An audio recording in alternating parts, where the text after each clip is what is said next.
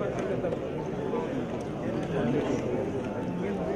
more than a pleasure and privilege to welcome our beloved CM Sri Nara Chandrababu Naidu garu.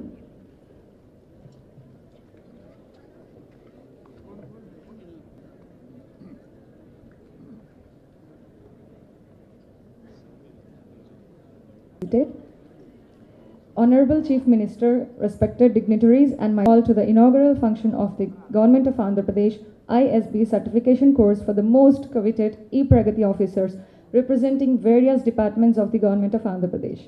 As for the benefit of the citizens of Andhra Pradesh, one such initiative is the current certification program, which is aimed at with the requisite technical know-how in implementing the prestigious Pragati program of the country. Honorable CM Garu Sri Nara Chandrababu Naidu garu here to inaugurate this program, which makes it all the more prestigious. And see, to hand over the bouquet to our beloved CM Garu. And now, N. Balasubramanian Garu IPS to hand over the bouquet to our beloved Minister for IT and Panchayati Raj and Rural Development Department, Sri Nara Lokesh Garu. The year 2013, after a very successful stint at Heritage Foods World Bank Capacity Building Initiative, Sri Lokesh Garu is one of the few politicians of India who made a mark in the changing face of the Indian political scenario.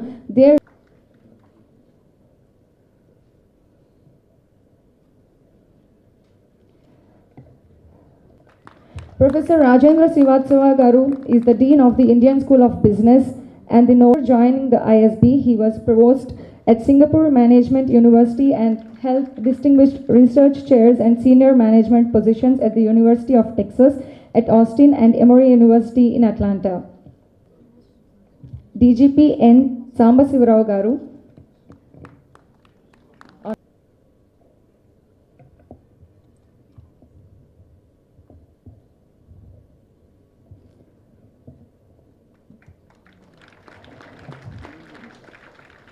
Now I request N. Balasubramanian Garu to hand over the bouquet to our K. Vijayawada Garu, IAS Principal Secretary. IAS is one of the eminent personalities amongst the functionary of the government. He is also holding the post of MD Genco and Transco, and promotion of ITE and C department, etc.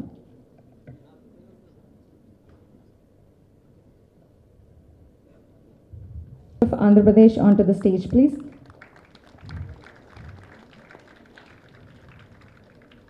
Garu IAS is known to be a pioneer in the design and implementation of e-government programs and projects in India. Sri Satyanarayan Garu is best known as the founder of eSeva A1. Since June 2014, he has guided the design and implementation AP State Enterprise Architecture for e-governance. Sri J. A. Chowdhury Garu, advisor of Government of India, famously known as the Chief Architect of High-Tech City Hyderabad. He is of India. Currently, Sri Chowdhury Garu is the IT advisor to the Government of Andhra Pradesh and aims to provide more jobs. Now I invite Sriniraju Center for IT and Networked Economy, ISB.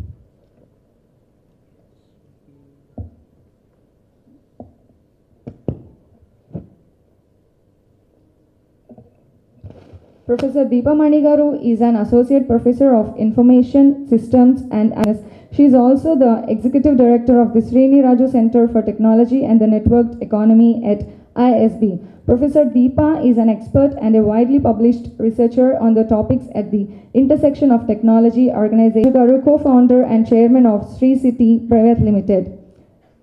Mr. Sriniraju is an Indian entrepreneur and also an executive board member of Indian School of Business. He is a philanthropist, a firm believer in knowledge and enterprise creation, mentor and an institution builder through strong support systems.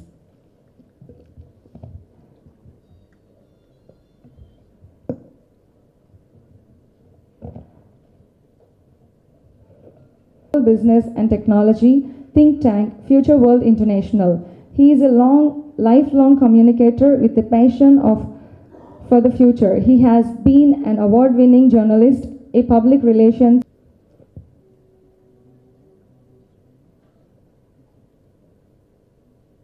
Sri Devineni Uma Maheswar Rao Garu, Minister for Irrigation. Hand over the bouquet. Right. I request N. Balasubramanian Garu to hand over the bouquet. I humbly invite the Honorable Chief Minister Sir and the Honorable IT Minister Sir, followed by the respected delegates, to grace the occasion of lighting the lamp.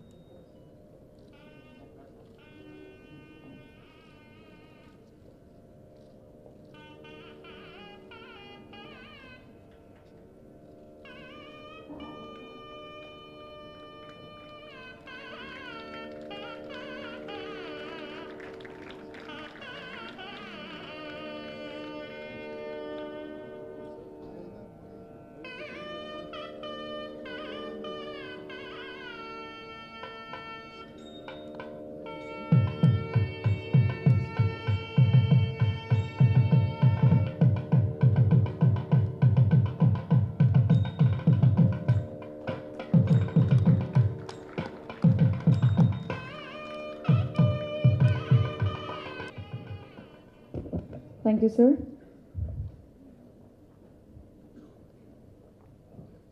A very warm welcome to you, sir. And I also welcome Professor Rajendra Sri School of Business, Mr. Neil Jacobson, CEO and Senior Partner, Future World International South Africa. I also welcome our Minister for IT, Sri Narayana. Government is also a state where the entire government appears and operates as one, enabled by the front, middle and back office integration. The services are designed and delivered on a pan-government basis, powered by e-intermediation of government departments. The core objective of this e-Pragati is to provide value to citizens as well as businesses. What are the values we provide to the citizens and businesses? Citizen-centric services are provided by e-Pragati, which would enhance the convenience and transparency. e-Pragati will make the concept of single window a real and enhance the ease of transacting with the government. The certificate-less government system, which we are planning, called CLGS, will reduce significant burden both on the citizens and the government departments by reducing or totally eliminating unproductive work. Programs like e-health, e-education, e-agriculture, e-market, Safe Andhra Pradesh shall enhance the quality of life and productivity as well as income of the citizens. Direct benefit transfers will ensure hassle-free availability of various benefit programs to the government. Widespread use of e-Pragati and other productivity tools will enhance transparency to the public agencies. Another core objective of e-Pragati is to provide value to society. What is this value? The implementation of e-Pragati will unleash a lot of potential in the software, hardware, electronics and network sectors. This will have a significant extent of multiplier effect to the tune of 4x. e-Pragati, being based on open technologies, will open up new windows for innovation and create IT and non-IT employment in various sectors. The Minister of Andhra Pradesh, Honorable Minister for IT, Honorable Ministers for Irrigation and Medical and Health, and all other dignitaries present on this. I feel like starting by saying happy days are here again for e-Pragati. On the 9th of October 2015, the Honorable Chief Minister launched the program, the concept of e-Pragati, the vision of e-Pragati in Vizag. And after some initial difficulties and little bit problems, now for the last few months it again is revitalized and it's coming up in a big way. I am really personally very happy on this occasion. I would like to personally compliment the Secretary IT, Sri Vijayawada Garu, and Sri Balasubramanian Garu for this effort. I would like to, this is something remarkable about today's event. If you see the logos here, the ISB was the brainchild and it came up due to the great support of our Honorable Chief Minister more than about 2 decades ago. And e-Pragati is again his brainchild, And the two logos sitting next to each other are really remarkable today. The collaboration between ISB, Government of AP and Pragati. I am sure that this will be a way which is going to be very fast and smooth for us. I call this, of course, Pragati, the scope is so large that it is not possible to capture it in words. So I have a few slides to, especially because the trainee officers are here who are going to spend the next 6 months on this concept. So what are the three key principles that should really underline their thinking and training in the next few months? About projects like e-Seva and so on, Passport Seva. It is also more about, they are still surviving and they are serving millions of people, not only in AP but across the country. So the key there, one of the keys is the business model that was adopted went really so very well that it made it impactful for the citizens. Next, please. So then why e-Pragati? Why we have been leading in e-governance all along AP, head and shoulders, so to say, above. But why do you need this? We have so many initiatives which are already serving their purpose in the state. So one thing is piece by piece approach on the left side. If you see at one time, visualization is one time, implementation can be at staggered, but the vision should be very clear. This is what these sites are. If you remember in August 2014 when I was discussed, as mentioned by Vijayawada earlier, that after a lot of groundwork with various departments, this vision has been brought out. There are intricate connections between all these packages, all those boxes you see on the screen. The ultimate idea is to provide that feeling of delight to the citizen, feeling of happiness to the citizen when he's interacting with the government. So all these packages will be rolled out. Some of them are already afoot. They will make waves in the near future. I don't want to go into details, but I'm only just throwing up this slide to show the size and complexity and the benefit that is going to come out of e-Pragati. Next, I'm sure this will produce great results not only for AP, for the whole country. And I would like to last but not least mention that of the dais, as J. Satyanarayana Garu was mentioning about e-Pragati, our Honorable Chief Minister not is secure and safety digital applications, because world over people are worried about telling us, instructing us, how do we take care of the elements of cyber security so that the citizens who are going to use.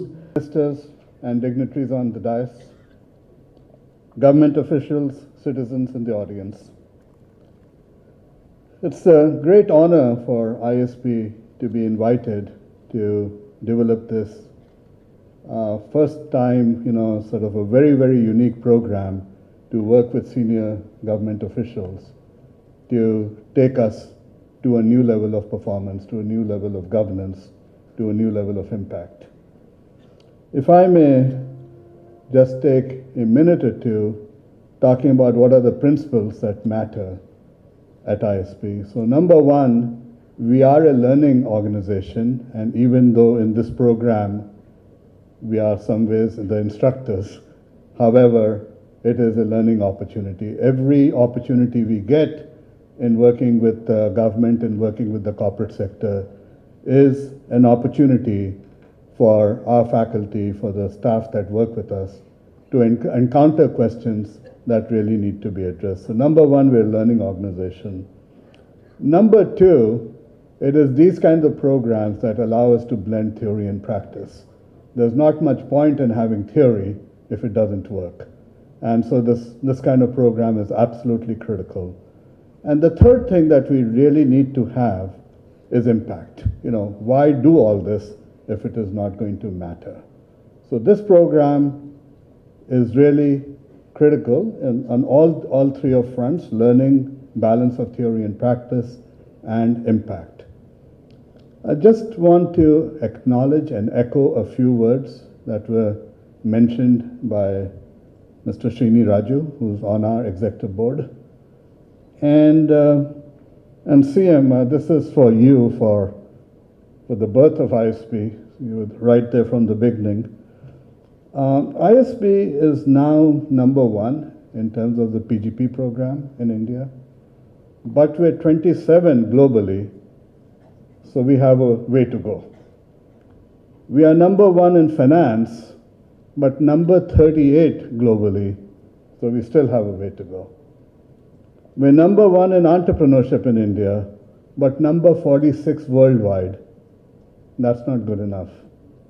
In research, we're number 1 in India, but number 62 globally. We're the only school of any kind, engineering, medicine, management, that's in the top 100 in research globally. But still, number 62 says we have to learn, we have to go forward. So there's one metric in which we are number 1 in the world, and we have just overtaken SEEBS in China as the school that provides the alumnus the best opportunity. So 3 years after graduation, the salary increase that ISB alums get is the highest in the world, 160%. However, that's the wrong metric. Okay, so what is really important for our graduates, for all of us in this room, is really job creation. And I'm happy to report that 420 companies have been started by ISB graduates. And together, across the companies, they're employing over... I wanted to spend a few minutes to talk to you about the content of the program, but as a prelude, I'm also going to provide to you a little bit of the motivation behind this program and how we've thought through this that we live in currently. Every day, we're continually dying and being reborn through technology. And if you reflect on the technological developments just over the past decade, the web has evolved from being a broadcast medium to a medium of active participation. Vast improvements in communication as well as vast improvements in computing power have enabled millions of people across the world, millions of people to connect for coordination, communication, and collaboration. These connections are generating vast amounts of data, which are providing incredibly intelligent insights for both businesses as well as governments.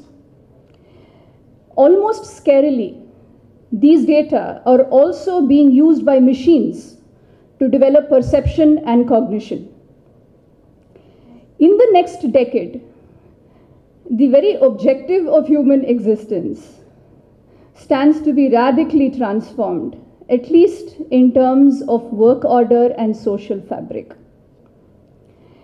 India, an emerging market, a developing country, those terms don't quite describe how India has evolved or how its technology trajectory has evolved over the last decade. Traditionally, if you look at countries like Japan, China, or the West in general, the evolution has been progressive. They've evolved from, for instance, landline to cordless to mobile telephony. They've evolved from cash to plastic to digital wallets. India, in many ways, has leapfrogged these intermediate stages and taken quantum jumps in the technology trajectory. For instance, today, 70% of the internet is consumed on smartphones.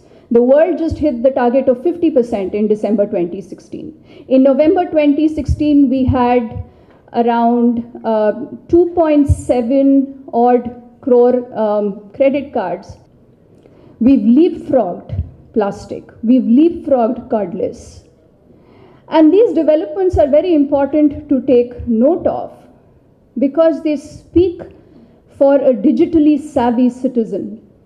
A digitally savvy citizen who's participating in governance. And digitally savvy citizens are empowered citizens. And empowered citizens are the foundation of smart cities. It's a term that we talk about a lot, which is discussed a lot, thankfully and fortunately these days. But a smart city is often conceptualized as in terms of governments who leverage technology to provide world-class services to citizens.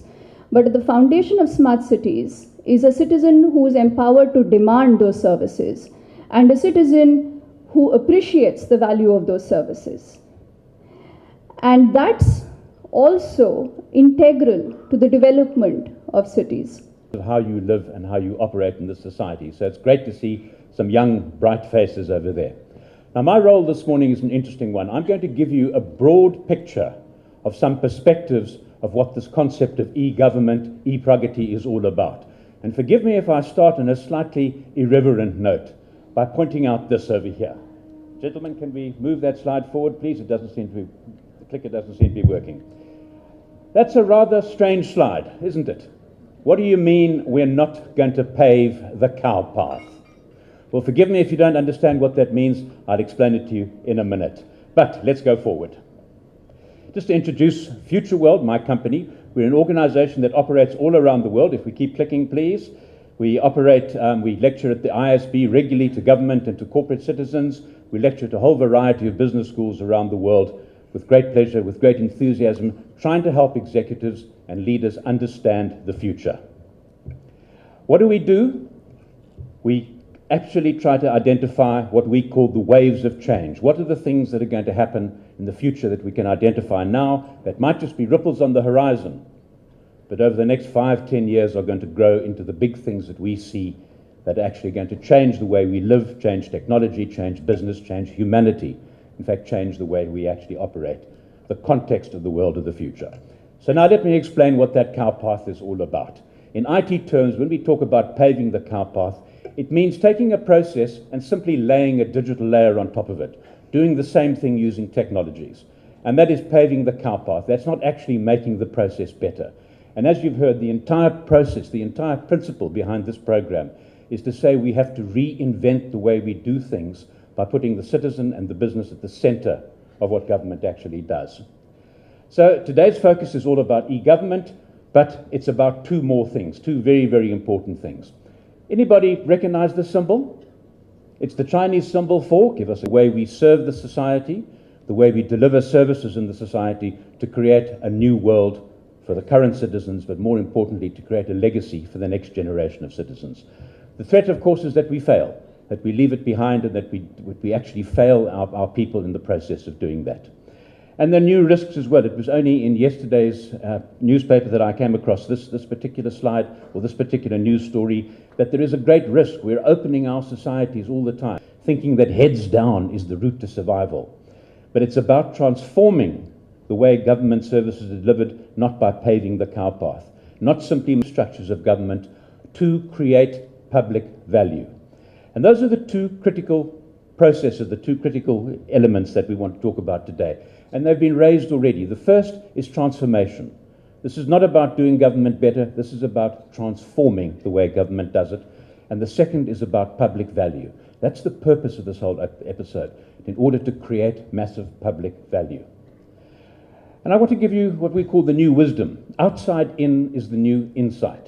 And what do I mean by that? I mean it's looking at government services through the eyes of the ordinary citizen. Looking at it from their perspective, not from the bureaucrat's perspective, but looking at it from the customer's perspective. Actually seeing citizens as customers and asking, what can we do to take away the pain points in their lives? And of course, it's not just about individuals. It's about businesses critically, the drivers of the economy. It's about what we can do to make business processes much, much simpler, much more efficient. And sadly, India has a long, long way to go. India broadly, not necessarily this particular state. There is this particular World Bank survey which comes out looking at the countries where it's easiest to do business, and out of 190 countries, India currently comes 130th. There's a huge opportunity here to serve business better. The leaders, incidentally, are New Zealand, Singapore, and Denmark. But India and this particular state is, of course, on the move and preparing for this, doing some research. I came across all sorts of really interesting things, and in particular, I came across some of the statements that you have made. And I think that in particular, we're a cloud-first state. I absolutely love that concept, a cloud-first state. 62,000 police officers using Kaisala mobile app for real-time government with the goal to be number one by 2029. We always say to all of our clients, if you haven't got a great big goal, you're not going to achieve anything. Reach for the sun and you might just reach the stars. Let's push on. And of course, against the national background of what's happening with Digital India, with the Aadhaar program, of course, it's a wonderful concept to do it. And I came across this only yesterday. The World Economic Forum, Singapore, they've put in a national sensor network. Some people don't like that, I must say, observing citizens all the time, but feeding information back to government departments, a new digital ID system, a super simple cashless payment system, and of course Aadhaar now linked to the banking system is delivering the same thing. And critically, they have a future skills program. They've given every citizen of Singapore a future skills account from which... Important as you look forward also where we started. Andhra Pradesh has taken the e-governance leap, around the 95 mark. And I think our friend Randip Sudan Garu can well put it. He asked a few questions back then saying, how many PCs are there in Andhra Pradesh? And someone came back saying there were 30,000 PCs. And he was surprised.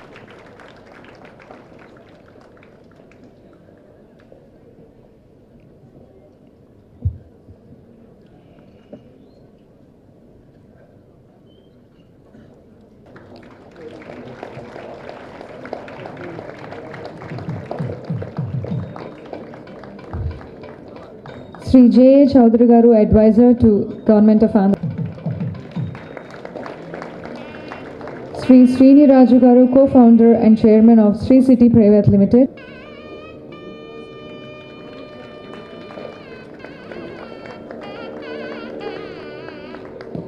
Professor Rajendra Srivatsava Garu, Dean and Novartis Professor of Marketing Strategy and Innovation, ISB.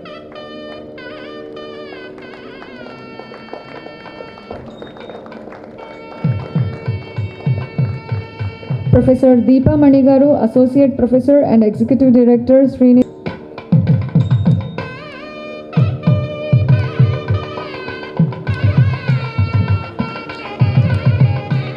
Mr. Neil Jacobson, CEO and Senior Partner, Future World International.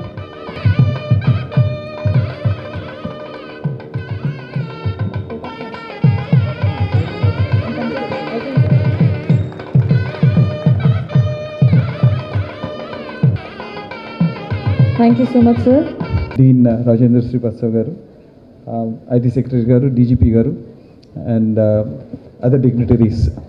I would like to thank from the bottom of my heart for the nice message which the CM Garu has given. Invisible government, but visible governance. And it's a tall task, sir, for us to achieve in this year. We'll try our level best to achieve your goal. I promise to deliver that from the Pragati. I would also like to thank the IT Secretary Garu and IT Minister Garu, who have stood with a lot of confidence and trust in me and in the organization to deliver. We should plan to deliver, sir, and we will make it a good relation for you.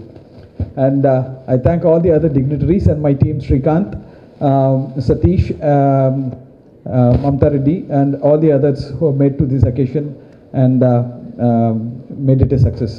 Thanks, Srinivas, also. Thank you very much.